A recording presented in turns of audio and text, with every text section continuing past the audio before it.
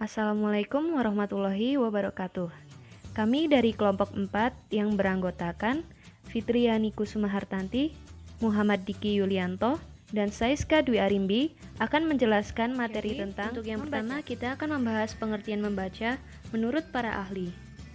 Untuk yang pertama, menurut Haryadi, membaca merupakan interaksi antara pembaca dan penulis. Interaksi tersebut tidak langsung namun bersifat komunikatif.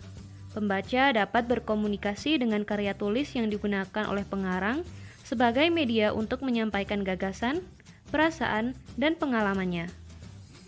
Sementara, menurut Geraf, membaca merupakan suatu proses yang bersifat kompleks, meliputi kegiatan yang bersifat fisik dan mental. Berbeda lagi dengan menurut Tarigan, membaca adalah suatu proses yang dilakukan serta dipergunakan oleh pembaca untuk memperoleh pesan yang hendak disampaikan oleh penulis melalui media kata-kata atau bahasa tulis. Perbandingan pendapat ahli. Terdapat persamaan pada ketiga pendapat di atas. Persamaan dari ketiga pendapat di atas adalah mereka sama-sama berpendapat bahwa membaca adalah suatu proses atau kegiatan yang terjadi antara penulis dan pembaca, yaitu penulis menyampaikan pesan dan pembaca memperoleh pesan.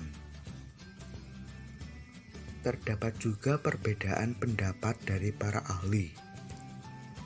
Menurut Haryadi, definisi membaca merujuk kepada interaksi tidak langsung antara pembaca dan penulis. Sedangkan menurut Geraf, membaca lebih merujuk kepada suatu proses yang bersifat fisik dan juga mental. Menurut Tarigan, definisi membaca lebih difokuskan pada proses yang dilakukan pembaca untuk memperoleh pesan dari penulis. Selain itu, terdapat juga kelebihan dan kekurangan pendapat ahli.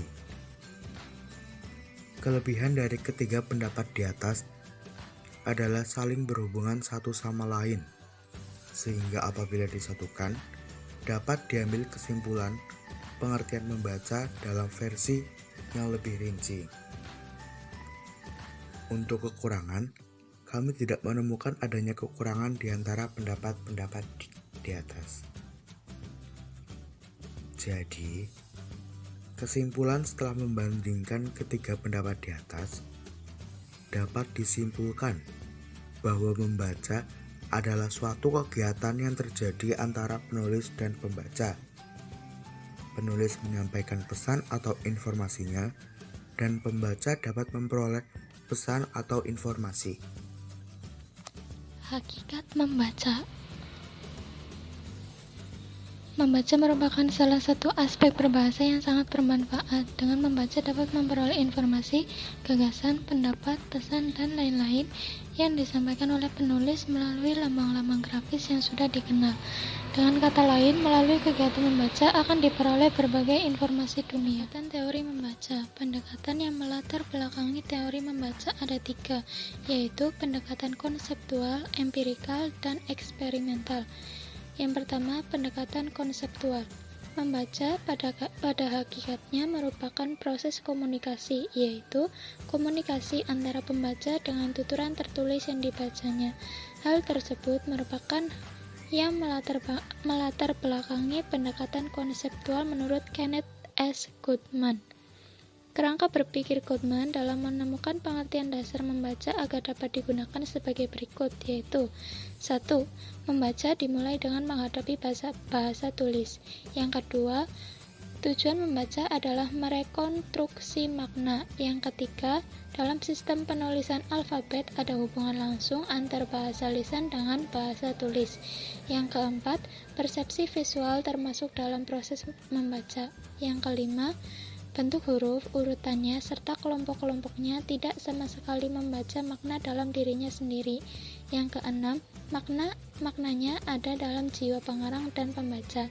Yang ketujuh, pembaca umumnya mampu merekonstruksi makna atau pesan yang ditekankan oleh pengarang. Dari kerangka berpikir tersebut, dapat disimpulkan bahwa pengertian membaca adalah suatu proses yang rumit di mana pembaca melakukan rekonstruksi dalam tingkatan tertentu terhadap pesan yang dituangkan oleh pengarang dalam Selanjutnya, bahasa tulis. kita akan membahas sekilas tentang pendekatan empirikal. Teori pertama, yaitu teori yang memandang membaca sebagai proses berpikir yang dirintis pengembangannya oleh Edward L. Thorndike. Reading is thinking dan Reading is Reasoning adalah dua buah redaksi dari inti kesimpulan studi Thorndike yang sangat populer dalam sejarah studi membaca. Teori kedua adalah teori yang memandang proses membaca sebagai penerapan seperangkat keterampilan atau disebut juga sebagai teori keterampilan. Jenis-jenis keterampilan yang dianggapnya mendasar sifatnya ialah keterampilan mengenai atau merekognisi kata dan keterampilan memahami isi tersurat.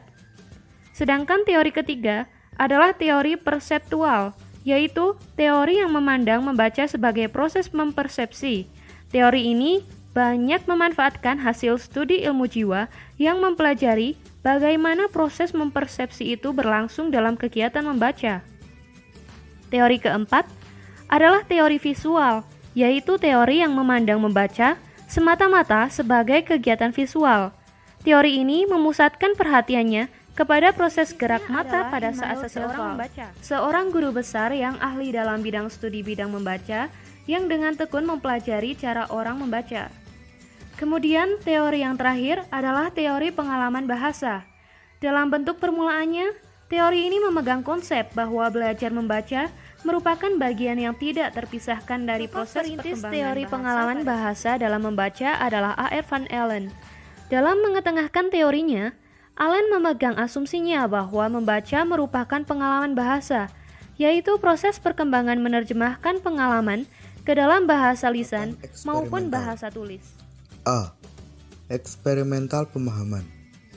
Eksperimentasi tentang masalah pemahaman dalam proses membaca yang telah dilakukan selama ini banyak sekali jumlah dan jenisnya. Masalah yang dikaji pada dasarnya berkisar di sekitar proses pemahaman atau penangkapan makna dari tuturan tertulis yang dibaca. Teori yang dimanfaatkannya sebagai proses atau kegiatan menangkap makna dari bacaan. B. Jenis kemampuan intelektual. Pemanfaatan kedua dari pendekatan eksperimental dapat ditelusuri jejak-jejaknya pada studi dan penelitian yang mengkaji jenis-jenis kemampuan intelektual yang bekerja dalam proses pemahaman pada waktu pelaksanaan membaca. C.